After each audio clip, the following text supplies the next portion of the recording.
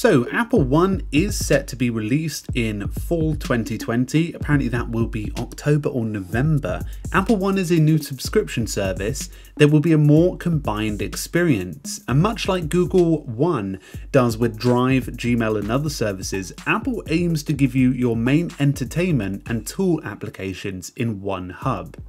The subscription will give you access to iCloud, Fitness, News, Arcade, TV and Music, and there are different plans.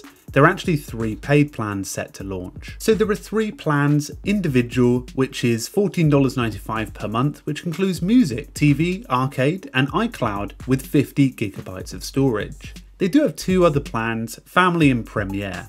Family adds an additional 150 gigabytes per month and allows access to up to 5 people using the account.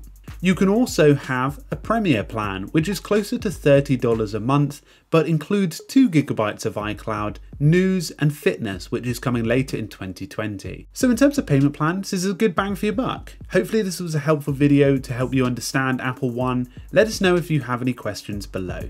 Make sure you're subscribed and I'll talk to you soon.